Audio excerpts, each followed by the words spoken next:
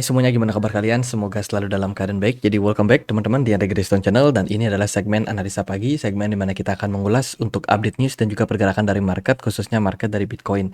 Seperti biasa teman-teman, hari ini kita berada di tanggal 11 September 2024. Bakalan sangat-sangat penting ya untuk data hari ini ataupun berita hari ini. Kalau kita lihat kita sudah semakin dekat dengan pemangkasan suku bunga The Fed yang akan diadakan sekitar 1 minggu ke depan, dan overall peluang The Fed memangkas suku bunga itu adalah 100%, di mana pemangkasan 25 basis point sekitar 70% dan juga 30%-nya lagi kemungkinan The Fed akan memangkas suku bunga sampai 50 basis point. Tapi apapun itu, keputusan dari The Fed sudah hampir pasti The Fed bakalan pangkas suku bunganya di bulan September ini. Oke, di hari ini, hari Rabu, kita akan dapat beberapa sentimen data yang cukup krusial. Teman-teman, salah satunya adalah data terkait dengan manufacturing dari Inggris.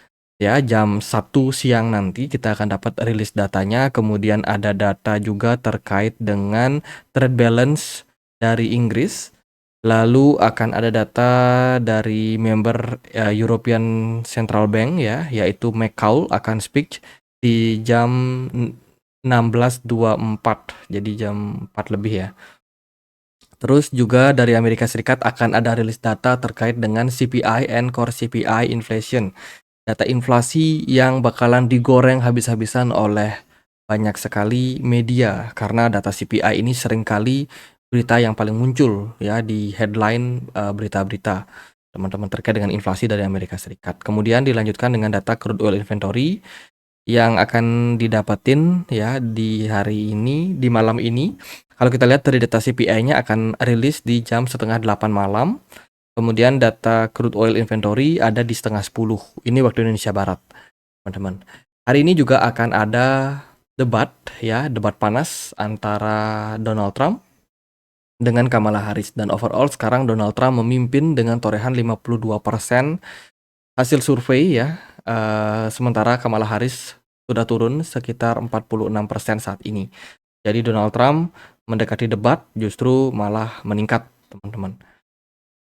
Oke, menarik hasil surveinya. Dan kapan debat itu akan dimulai? Debat itu akan dimulai hari ini waktu Amerika Serikat di Philadelphia jam 9 PM ET, waktu setempat ya, waktu Amerika Serikat. Berarti kalau di Indonesia itu sekitaran jam 9 pagi sampai jam 8 sampai jam 9 pagi gitu, teman-teman. Jadi setelah video ini dirilis harusnya nanti akan ada debat yang akan diadakan live ya.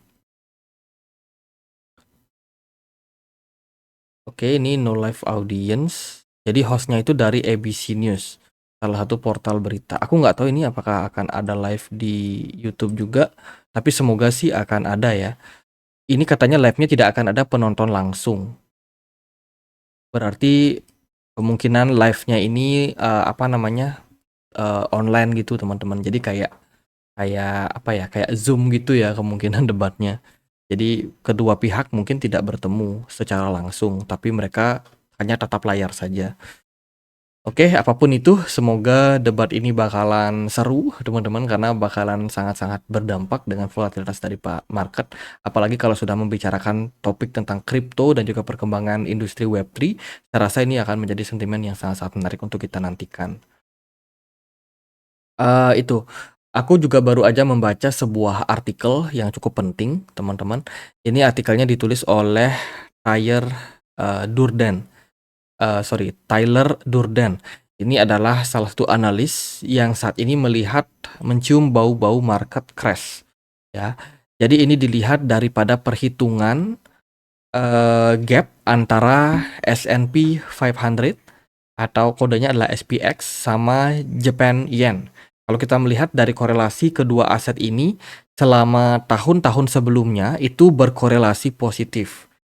Ya, di mana ketika harga yen terus mengalami peningkatan, di saat yang sama harga S&P 500 pun juga menunjukkan korelasi yang sama-sama positif. Namun sesuatu sudah terjadi, teman-teman, dalam beberapa bulan terakhir, di mana harga yen itu sudah anjlok lumayan parah karena kondisi dari deflasi dari Jepang, kemudian daya beli dari masyarakat di Jepang sendiri ya, GDP-nya mereka turun. ya, karena populasi orang tua lebih banyak, artinya orang-orang yang produktif di Jepang itu semakin lama semakin menurun. Otomatis ini berdampak pada kekuatan yen mereka.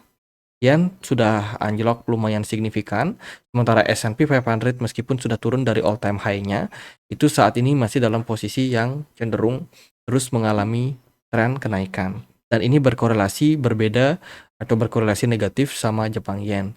Baru terakhir Jepang menaikkan suku bunga mereka, di sanalah baru terjadi gejolak ekonomi atau crash yang lumayan signifikan terhadap market-market saham dan juga kripto.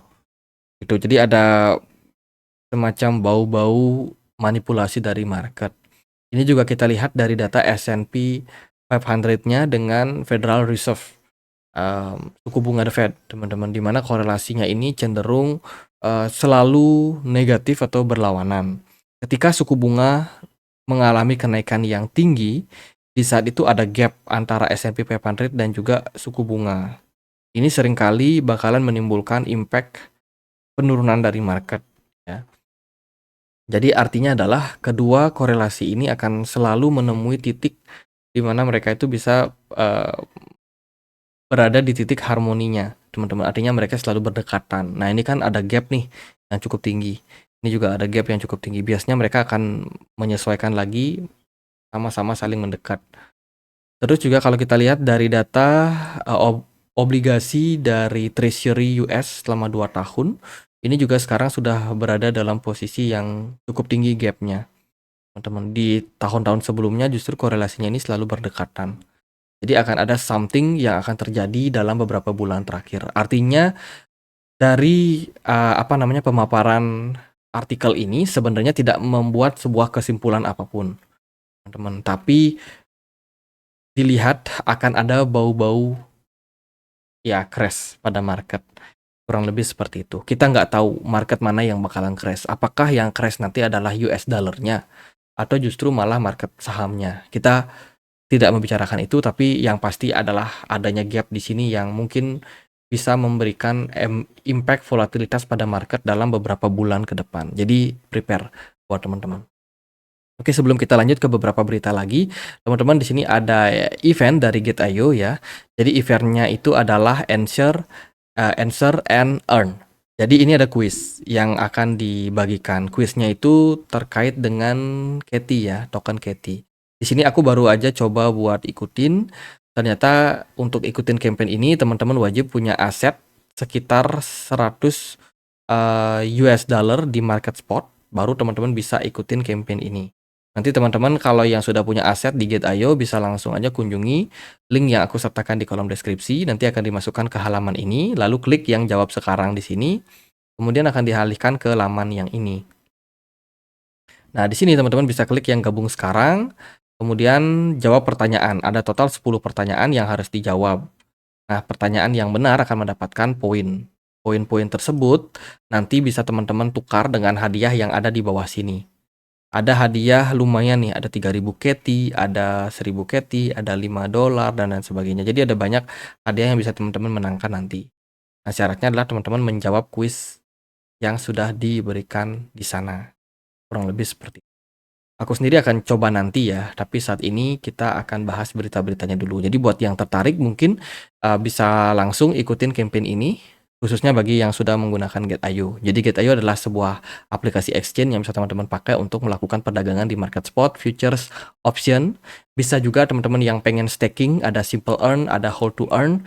Dan juga bagi teman-teman yang pengen trading dengan bot, juga mereka tersedia, ada grid spot, kemudian juga ada future grid, dan juga ada banyak fitur-fitur lainnya. Termasuk bagi teman-teman yang pengen claim token-token startup secara gratis.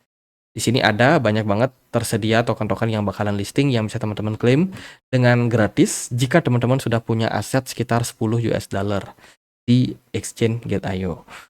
Jadi untuk more information bisa langsung cek link pendaftarannya di kolom deskripsi video ini. Next, kita akan bahas beberapa berita yang cukup penting pada market. Rusia, beberapa bank yang ada di Rusia baru saja mulai membuka diri untuk menawarkan transaksi keuangan dengan aset digital, especially kripto. Sepertinya regulasi dari Rusia ini sudah mulai membuka diri terhadap perkembangan dari kripto. Sebelumnya Rusia sudah membuka diri terkait dengan penambangan kripto hanya di beberapa negara bagian saja. Namun saat ini pembicaraan sudah lebih meluas, di mana ada operator sistem informasi atau OSO yang menerbitkan DFA yang akan memberikan bank Rusia akses online ke informasi tentang transaksi, penerbitan, dan pembelian. Ini khusus tentang aset-aset kripto dan juga mereka sudah bisa memfasilitasi orang-orang Rusia dalam hal melakukan deposit ataupun juga withdrawal dengan beberapa exchange yang ada di Rusia. Ini merupakan sebuah perkembangan yang bagus untuk aset digital ke depannya di Rusia. Ini merupakan data terkait dengan inflow and outflow terkait dengan beberapa manajer investasi. Saat ini BlackRock masih memimpin dengan kepemilikan Bitcoin yang mereka hold paling besar ya dari sebagian besar hedge fund lainnya, teman-teman. BlackRock masih dalam posisi inflow, kemudian diikuti dengan Fidelity, ARK Invest, Bitwise. Selama 1, 2, 3, 4, 5, 6, sekitar 8 hari perdagangan terakhir, terjadi outflow yang lumayan signifikan dari beberapa hedge fund terhadap Bitcoin. Ini menunjukkan sebuah indikasi memang market cenderung didominasi oleh seller selama 8 hari tersebut. Baru di hari ke-9 kemarin ada inflow yang lumayan banyak masuk market ya. Jadi ini merupakan sebuah indikasi adanya stop penurunan dulu jangka pendek, teman-teman. Kemudian kalau kita lihat dari Ethereum spot di perdagangan kemarin ada outflow yang besar terjadi pada Grayscale. 2 billion, sementara inflow-nya cuma 250 juta. Kecil banget inflow-nya, teman-teman. Lalu ada juga pemberitaan yang cukup ramai kemarin di mana SEC ternyata berhasil memperoleh sekitar 4,6 miliar US dollar dari menyita aset kripto terkait dengan beberapa kasus-kasus exchange yang kena masalah ya, exchange dan juga beberapa pelanggaran gitu karena kasus kejahatan, teman-teman. Jadi dilihat dari data ini kelihatan banget di tahun 2024 SEC sudah mengantongi 4,6 miliar ya dari total kerugian orang-orang di market kripto. Ini termasuk juga kasus Terraform Lab. Ya, ini kasusnya Terra Luna yang crash kemarin. Itu, teman-teman. Belum lagi kasus-kasus FTX dan cuan banyak ya SEC dari menyelesaikan kasus-kasus di market kripto. Pantesan SEC senang banget ya kan mencari perkara, teman-teman. Jadi ternyata cuannya banyak sekali. Kalau kita lihat dari data ini memang menunjukkan di tahun 2024 ini ada total 11 kasus yang diselesaikan oleh SEC dan sudah membuat cuan sekitar 4,6 miliar. Sementara kasus di tahun kemarin 2023 ada 30 kasus tapi cuannya kecil, sekitar 150 juta saja. Di tahun-tahun sebelumnya pun belum sampai 4 miliar ya, kecuali ini tahun 2015 sama 2013 ini ada cuan sekitar 40 mil. Oh, ini 40 juta sih. Oke, ini berarti cuan paling gede ya dari SEC yang didapetin selama dia melakukan menyelesaikan perkara-perkara yang ada di market crypto. Sebelum-sebelumnya ternyata nggak pernah sampai 4,6 miliar. Ore, kongret. SEC cuan banyak dari kripto lewat penyidakan. Kemudian ada berita terbaru datang dari beberapa platform perdagangan, platform pembayaran, ada PayPal dan juga Venmo. Ini baru saja accept untuk perdagangannya atau kolaborasinya dengan ENS atau Ethereum Name Service. Ini tujuannya untuk lebih mudah memberikan node ya di beberapa wallet dan juga transaksi-transaksi blockchain. Jadi tujuannya adalah readable blockchain names. Jadi PayPal sendiri kan sudah bekerja sama tuh membuat yang namanya stablecoin ya PayPal USD dengan tujuan supaya lebih mudah untuk mengintegrasikan kripto dengan metode pembayaran dari PayPal. Kemudian Venmo juga sudah mulai berinteraksi dengan yang namanya kripto. Nah, di saat yang sama NS atau Ethereum Name Service itu terintegrasi dengan dua platform tersebut. guna untuk mempermudah pelacakan transaksinya ke depannya. Kemudian mempermudah juga untuk penamaannya. Makanya dibutuhkan name service. Dia akan provide untuk name xyz.it. Ya, di belakangnya itu akan ada kode tersebut, di mana hal tersebut itu memang provide oleh INS. Ini berita bagus untuk token INS. Ya, teman-teman pantau. Kemudian ada Singapura yang saat ini masih dalam proses investigasi untuk WorldCoin. WorldCoin datang ke Singapura seperti biasa di berbagai macam negara dia mendapatkan penolakan dan saat ini WLD WorldCoin itu sedang diinvestigasi oleh pemerintah Singapura yang memang sangat-sangat ketat terkait dengan kripto. Polisi Singapura telah meluncurkan penyelidikan terhadap 7 orang yang dicurigai menawarkan layanan untuk membeli dan juga menjual akun dalam WorldCoin. Wakil Perdana Menteri Gan Kim Yong mengumumkan pada hari Senin. Investigasi ini bermula pada kemungkinan pelanggaran undang-undang layanan pembayaran pada tahun 2019. Menteri mengklarifikasi hal ini dapat mendapatkan tanggapan tertulis dalam pernyataan anggota parlemen Rachel Ong dan juga Derek Goh. Kayak menarik ya kasus dari WorldCoin ini, gak henti-hentinya, tapi semoga tidak memberikan impact terhadap harga dari WorldCoin ke depannya. Overall hari ini market altcoin ada yang merah, ada yang hijau. Yang didominasi oleh peningkatan dari beberapa platform DeFi dan juga AI. Fed AI kemarin meningkat sekitar 11%, lalu ada AAV naiknya lumayan sekitar 7,3%, ICP juga mengalami lonjakan yang signifikan. Memecoin belum panas ya, masih biasa. Lalu gimana nih kondisi dari market kripto? Overall, Bitcoin setelah kemarin mampu menembus level 58.000, Bitcoin seperti membutuhkan sedikit koreksi. Di perdagangan kemarin, kita ditunjang oleh sedikit pergerakan smart money. Kalau kita lihat dari sini, smart money-nya bergerak di time frame 1 jam saja. Sementara kalau kita lihat di time frame 4 jam, kecil banget kontribusi dari smart money. Jadi wajar jika banyak orang yang masih mencurigai market masih akan berpeluang untuk mengalami koreksi dalam jangka waktu pendek. Jadi ada kalanya kita masih harus sabar dan menunggu beberapa indikasi-indikasi yang lebih meyakinkan terhadap kondisi market. Apalagi kalau kita lihat dari hari ini akan ada debat, ada rilis data CPI sangat penting. Minggu ke depan akan ada juga rilis data terkait dengan keputusan inflasi dan pidatonya Jerome Powell. Jadi market masih dilanda ketidakpastian. Belum lagi ada ancaman dari pemerintah Bank Sentral Jepang. Bank Sentral Jepang dikabarkan bakalan ancang-ancang lagi buat naikin suku bunga di sana. Jadi penuh dengan ketidakpastian lah kondisi dari market. Dan menurut saya untuk posisi saat ini pada Bitcoin mulai menarik ya pergerakan dari Bitcoin, tinggal membutuhkan inflow yang lebih besar aja sih.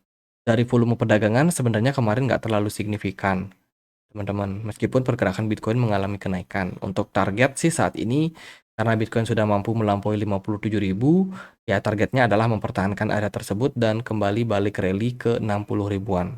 Itu kalau achieve ya. Karena ada banyak hal yang kita tidak bisa untuk yakin 100% saat ini. Karena menurut saya data-data ekonomi bakalan sangat-sangat sensitif semingguan ke depan menjelang pengumuman keputusan suku bunga. Jadi agaknya mesti harus berhati-hati sih untuk sekarang. Ya overall Bitcoin saat ini sedang mencoba untuk rally. Semoga dia bisa ya mempertahankan area sekarang. Di time frame 1 jam sih belum ada indikasi tentang pembalikan arah yang lumayan kuat. Cuman selling pressure udah mulai muncul. Sepertinya akan ada koreksi dulu jangka pendek pada Bitcoin. Ya untuk potensial Bitcoin bakalan kemana? Mungkin secara jangka pendek kita bisa lihat dari sini. Kita tarik dari swing high ke swing low. Kita lihat dari beberapa level, saat ini ada level krusial yaitu di 56.000 sebagai area support yang terbentuk dari Fibonacci retracement dari market jangka pendek. Jadi andai kata Bitcoin hari ini koreksi, teman-teman bisa perhatikan level 56.000 sebagai next target untuk akumulasi. Saya sendiri masih expect kalau pergerakan Bitcoin masih akan berusaha dicoba untuk naik. Apalagi kalau kita melihat dari sentimen pasar yang sudah hampir pasti The Fed memangkas suku bunga, harusnya bisa menjadi good news jangka pendek untuk pasar. Tuh. Oke, di time frame 4 jam, ya overall seperti itu, kondisi dari pasar, smart money juga nggak terlalu gimana-gimana ya. Jadi proses saat ini bakalan sangat-sangat, eee, menurut saya sangat-sangat, ambigu dan sulit untuk diprediksi arahnya Bitcoin. Dari MACD kita perhatikan histobar masih hijau, di time frame daily histobarnya mau membuat golden cross. Ini udah menarik sih, kalau udah bisa mau golden cross kayak gini biasanya akan ada kenaikan jangka pendek pada harga. Meskipun kita tidak expect ada kenaikan yang tinggi, namun realistis ke level 60.000 untuk Bitcoin jangka pendeknya. Oke, lihat aja gimana market, teman-teman secara jangka pendek, apakah Bitcoin bakalan ditarik naik dulu ke 60.000 before akhirnya akan ada koreksi berikutnya pada Bitcoin, atau justru setelah di 60.000 pergerakan Bitcoin malah kembali balik rally. Nah, itu kita perlu lihat dari sentimen-sentimen dari pasar ke depannya. Sekilas tentang Fear and Greed Index ya dari Bitcoin sendiri kalau kita perhatikan saat ini kita lagi dalam posisi yang fear. Nah, wajar banget ya ketika market sudah masuk ke posisi fear, biasanya adalah indikasi adanya kenaikan jangka pendek. Nanti kalau udah masuk ke posisi greed lagi, biasanya market akan dibawa turun lagi. Jadi dari indikator ini cukup mendukung sebenarnya untuk kenaikan berikutnya pada Bitcoin. Semoga aja terjadi di hari ini dan beberapa hari ke depan menjelang pemangkasan suku bunga. Jadi mungkin sekian aja buat update kali ini. Semoga videonya bisa bermanfaat. Bila teman-teman ada pertanyaan lain, ada koin lain buat dibahas, bisa banget tulis di kolom komentar channel YouTube ini. Sekian aja akhir kata saya Andre. Makasih.